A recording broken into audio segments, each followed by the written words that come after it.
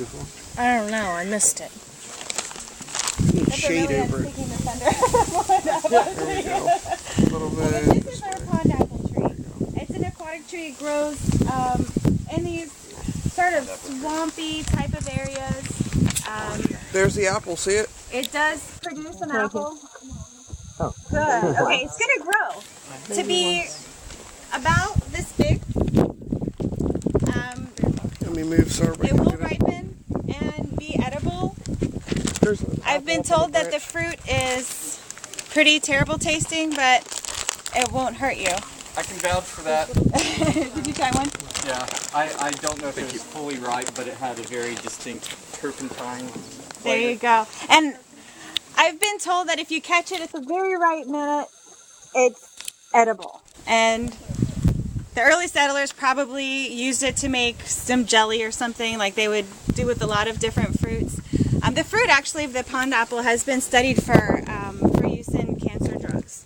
So it's just one of those things that you hear about plants that have medicinal values in rainforests that are no longer available to us because the rainforests have been wiped out. Well, the pond apple could potentially be an example of one of those things, but that we've been able to preserve.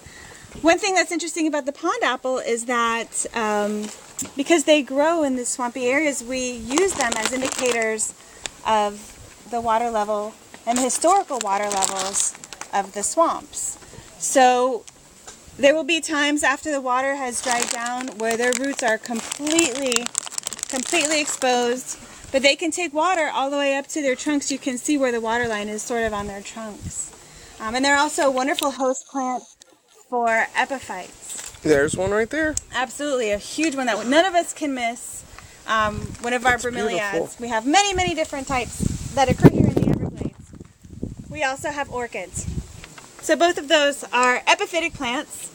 They take nothing from the tree, but they use it as a host to collect their water. They collect oxygen. They just live there. They provide house for insects, for small animals, for frogs. They'll live in a bromeliad too. What were the two that you mentioned?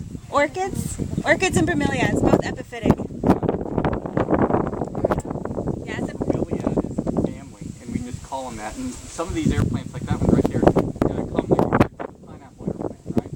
I think it could be the pineapple or the cardinal air plant. Okay. I don't know all of my air plants. Oh, like that one I think actually is the pineapple. It may be. That It's one got looks that like big it long did, spike. Right. See the spike in the center? That's going to lead to its flower.